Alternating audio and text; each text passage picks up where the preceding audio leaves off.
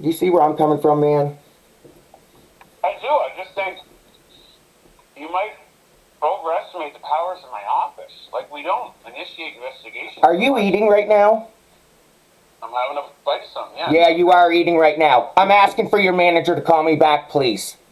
Hi, everybody. Scott Jors here again, and this is another episode of the Wolf in the Know Network. Today we need to discuss the Privacy Commissioner of Canada, the OPC, and Brad Carrier of the OPC, a senior advisor.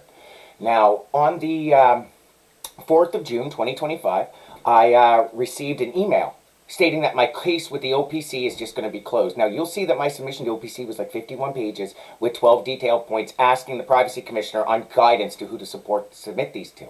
Right, so here they are just closing this, never contacted me, and then I receive a call from Brad Carrier of the OPC.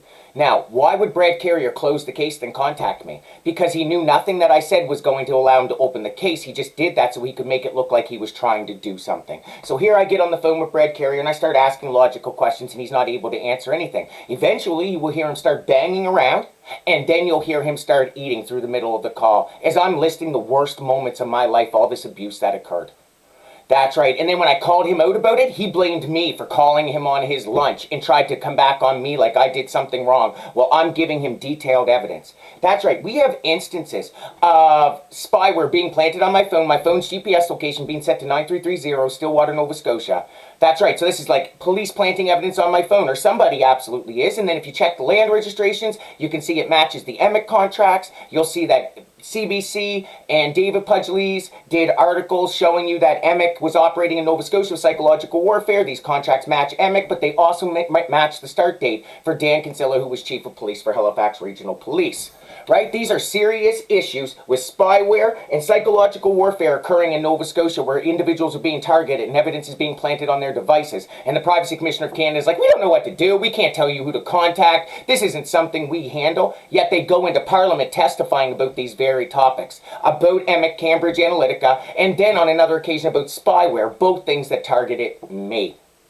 That's right. And so, now we have these hacking incidents with Valent Legal and Burchell's Lightning Protection from out in Ontario. Both of these companies send information across borders, right? Valent Legal's a legal company in Halifax stating that their systems must have been hacked. Here's the correspondence from them directly stating that. That's right, but the Privacy Commissioner of Canada is like, oh, I don't care, they never reported this breach. This isn't something we deal with. Yes, it is something that the Privacy Commissioner of Canada deals with. Now, my book bag and belongings were stolen.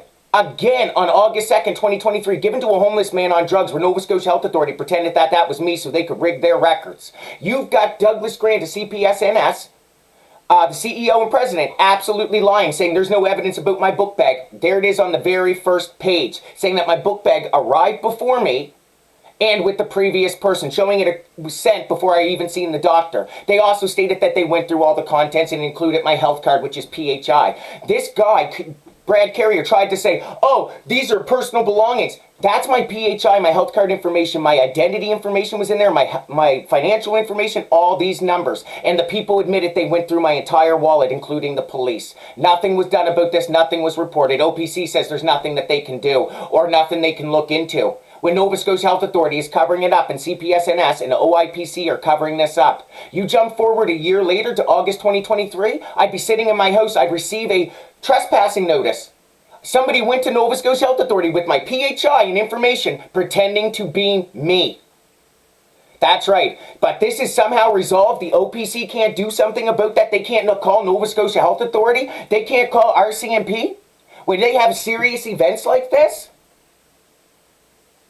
This is unbelievable. There are threats against children. Real risk of significant harm is very well laid out. Right? There's the incident with the premier showing up the morning that my mother died. There being lights reported in my house. The Privacy Commissioner case, there's nothing I can do. I can't record that. I can't reach out to anybody. I can't start an investigation. I can't do anything like this.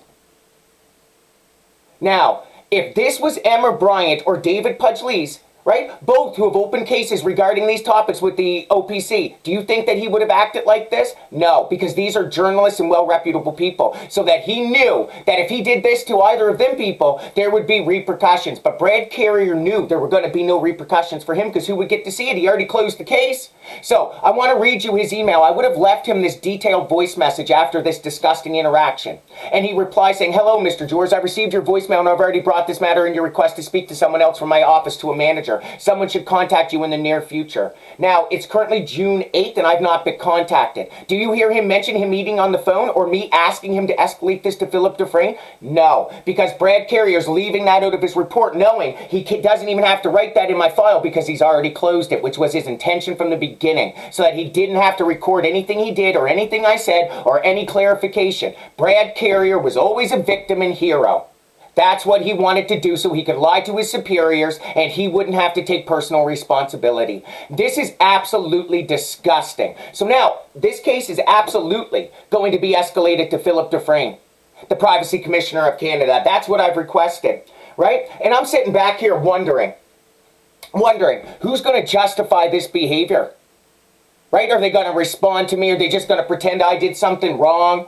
Right? I'm a Canadian reporting serious abuse. If I can't come to the OPC with this level of evidence, what are they going to do to other Canadians? You already know the answer. Brad Carrier doesn't care about you as a Canadian, doesn't care about your family, doesn't care about the real risk of significant harm, about your privacy or your dignity. He only cares about how much food he can shove into his mouth while he pretends he's a victim and hero.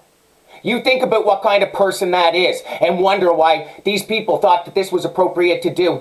RCMP, OIPC, right? CSIS, DND, HRP, because they didn't have to meet Brad Carrier to know what kind of a man he is. They just had to know that OPC would never install somebody with integrity and dignity in those positions.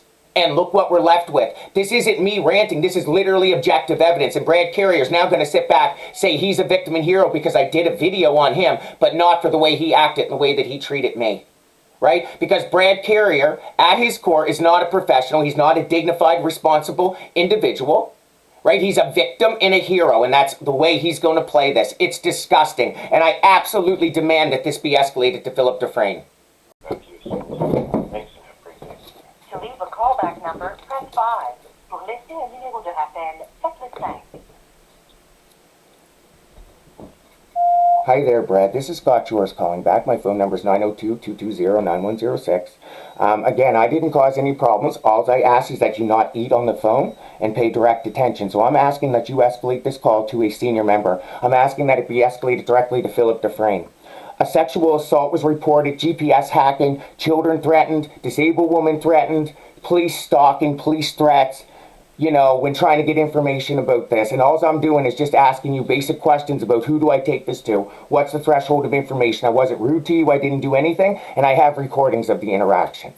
And then you hang up on me because I asked you not to eat on the phone call, so I have to listen to you eating while I'm trying to explain one of the worst moments of my life, and you don't understand why that might be upsetting to somebody, that they'll say, hey, can you not do that? And then for you to act like that, Brad, and you're telling me that there's something wrong with me? I dealt with a violent sexual assault, all this abuse, and then you're going to disrespect me like that. That's so beyond inappropriate, and I didn't do anything to you. I'm asking that this case please be escalated directly to Philip Dufresne, and I'd like to file a complaint to get about your behavior there.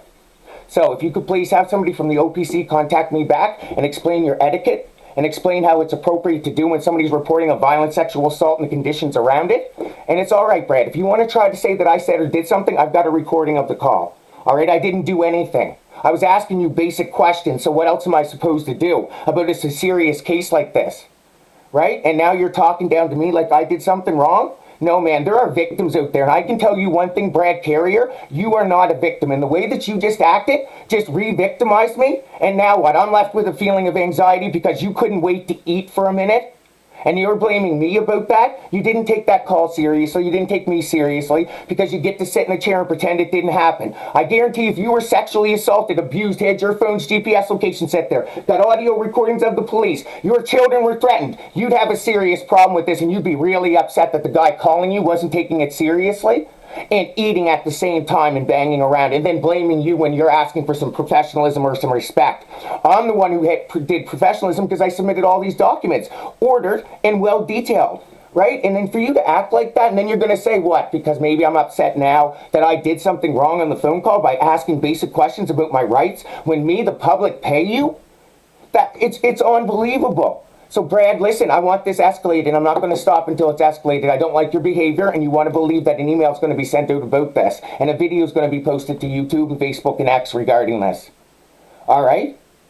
So listen, can you please escalate this call? Find somebody who actually has some professionalism, self-respect, and understands how serious a violent sexual assault is, and providing somebody some actual details or helpful guidance. You didn't provide any helpful guidance. It was all excuses, and you didn't want to hear the full story because you knew then you'd have to backpedal.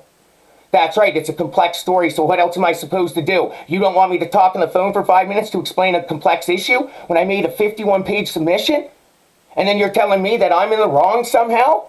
Because I want to talk about it? What's the point of you being there, Brad? There's no point if you're not going to talk about anything. You decided I was just guilty or was inadequate without actually speaking to me to maybe clarify, right? Some of the other points. So no, Brad, what you did was absolutely unacceptable, and I am asking this case be escalated, and I'd like the course or a route to be able to file a complaint in regards to your behavior. All right, thank you very much, and you have a good day.